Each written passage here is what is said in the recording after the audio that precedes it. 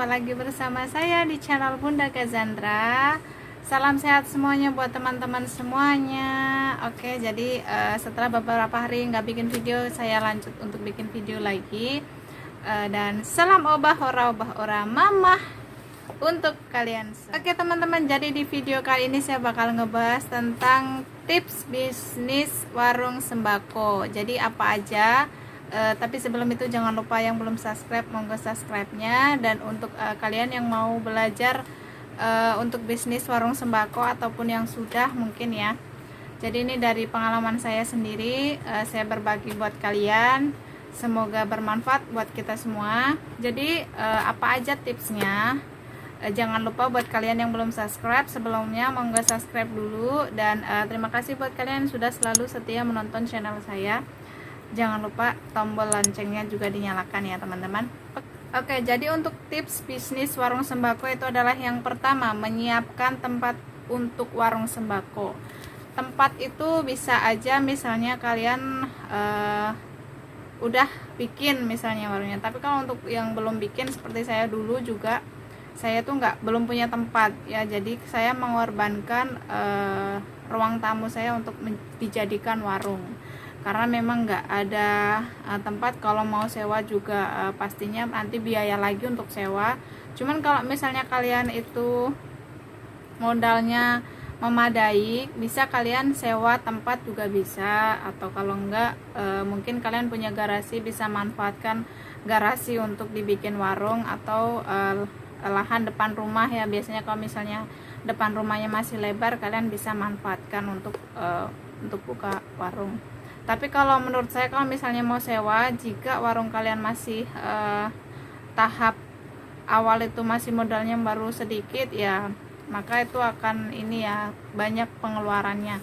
Kalau bisa manfaatkan tempat yang ada dulu. Seperti saya juga seperti itu, karena nggak ada tempat, jadi saya pakai ruang tamu saya korbankan untuk membuka warung. Nanti pelan-pelan kalian bisa sambil pikirin untuk tempatnya, mungkin nanti bisa direnovasi setelah warung berjalan ya teman-teman, pelan-pelan aja. Jadi itu ya yang pertama teman-teman, tempatnya gitu. Nah untuk tip yang kedua adalah menyiapkan modal awal. Jadi kayak modal awal itu, semisal kalian punya modal, kalau saya dulu modal awal itu adalah 6 juta. Jadi 6 juta itu saya udah sama etalase yang ukuran 1,5 meter. Jadi sisanya saya belanjakan untuk isi warung. Jadi belum komplit, belum banyak ya teman-teman, karena modalnya juga minim sekali. Dan benar-benar saya belajar merintis dari yang kecil dulu, benar-benar dari awal. Jadi untuk modal 6 juta dikurangi harga etalase sekitar 1.300.000-an. Jadi sisanya itu ada juga saya beli etalase rokok, dan saya dulu itu beli bekas 100.000 awalan. Untuk etalase rokoknya saya beli bekas ya teman-teman. Jadi kalau untuk etalase yang besar saya beli baru itu dengan harga 1.300.000, dan sisanya saya belanjakan untuk barang-barang warung yang mau dijual. Jadi dapat apa aja dengan sisa uang segitu, saya hanya dapat kayak Indomie, kayak apa itu namanya, minuman, jajanan anak-anak, terus minyak juga nggak banyak, ada beras ya, ada beberapa kebutuhan untuk rumah tangga, cuman belum terlalu komplit ya teman-teman.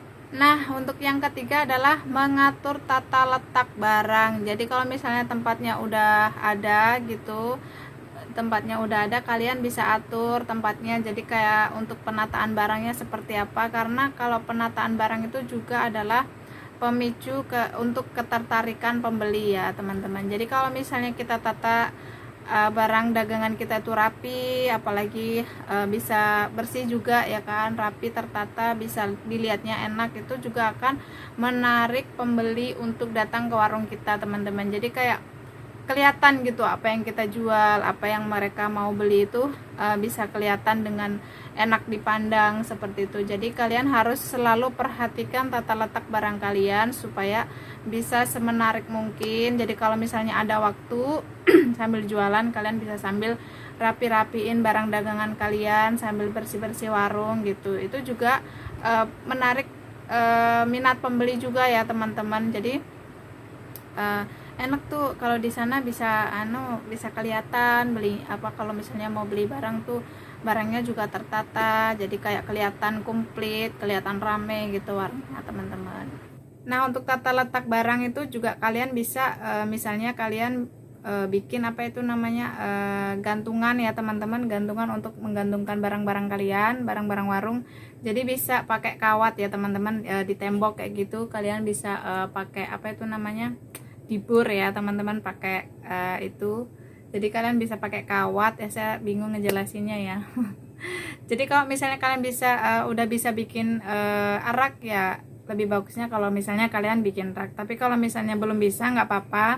Saya juga dulu awalan nggak langsung di rak ya teman-teman. Ini juga bikinnya udah berjalan berapa bulan saya baru bikin rak kayu, terus jalan berapa bulan lagi saya baru bikin lagi. Jadi saya pun bertahap ya teman-teman.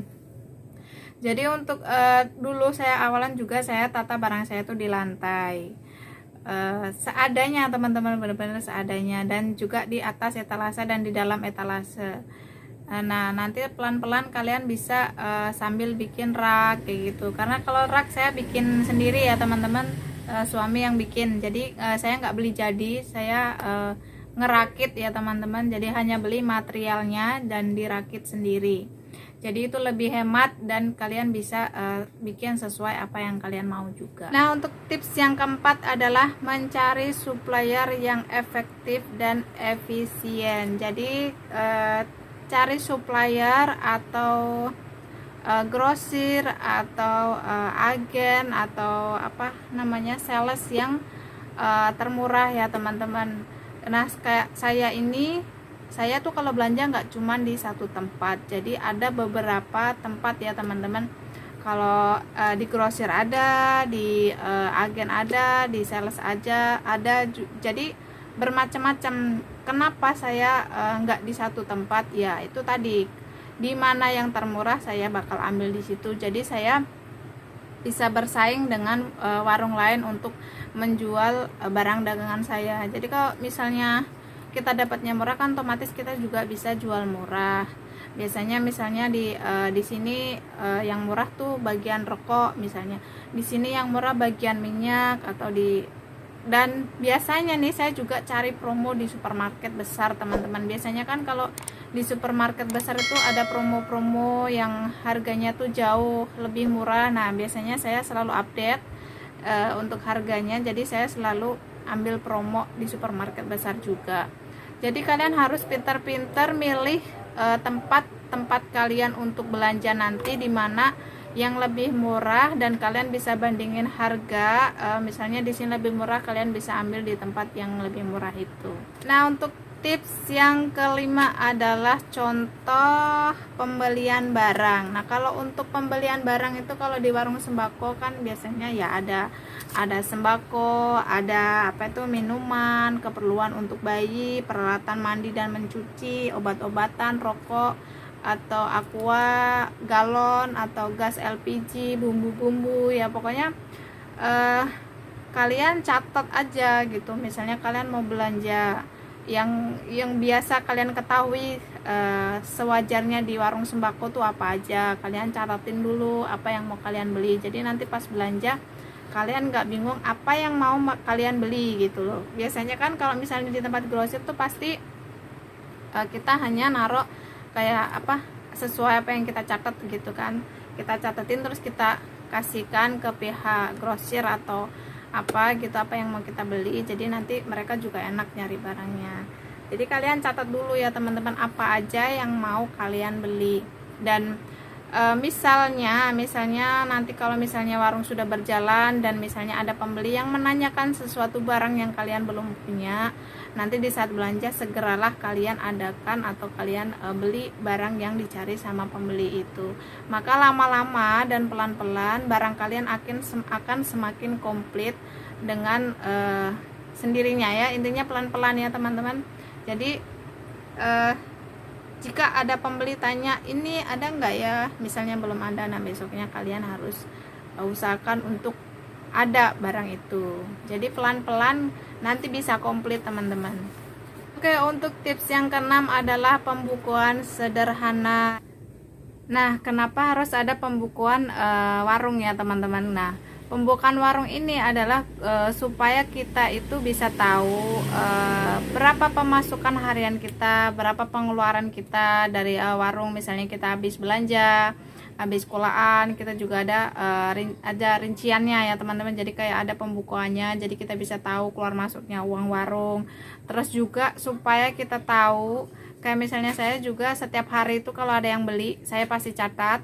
Jadi supaya kita tahu berapa kali pembeli warung kita itu didatangi oleh pembeli, dan supaya kita juga tahu perkembangan warung kita dari hari ke hari, dari bulan ke bulan, dari tahun ke tahun. Kita bisa cari tahu, kita bisa tahu perkembangan warung kita itu dari pembukuan itu ya teman-teman.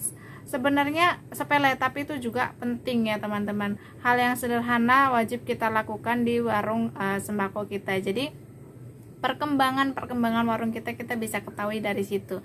Jadi supaya kita juga tahu ya, kalian sebisa mungkin telaten ya teman-teman. Kadang kan ada yang nggak telaten untuk mencatat ya kan, tapi kalau misalnya kalian telaten, kalian bisa coba untuk mencatat dan kalian bikin pembukuan yang sederhana supaya kalian juga lebih semangat di saat kalian mengetahui perkembangan warung kalian. Nah, untuk tips yang ketujuh adalah selalu update harga dan promosi barang. Nah, itu tadi yang saya bilang teman-teman, jadi harus selalu update barang, harus selalu cari tahu mana yang ada promo. Jadi selalu update harga ya teman-teman.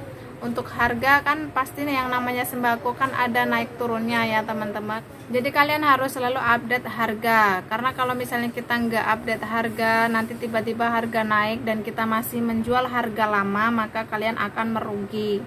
Jadi selalu update ya teman-teman. Biasanya tuh pihak grosir atau tempat kita belanja akan kasih tahu ke kita bahwa barang ini naik, barang ini naik. Jadi kalian harus selalu perhatikan catatan kalian di saat kalian belanja. Kalian harus lihat nota kalian di situ naik atau enggaknya. Kalian harus teliti ya teman-teman, harus selalu dicek, jangan lupa. Nah, untuk tips yang ke-8 adalah maksimalkan pelayanan kepada pembeli. Nah, itu yang terpenting ya teman-teman. Ini sangat-sangat penting. Jadi maksimalkan pelayanan kalian kepada pembeli. Jadi kalau misalnya sudah ada pembeli, segeralah dilayani. Jangan lupa berikan senyumannya.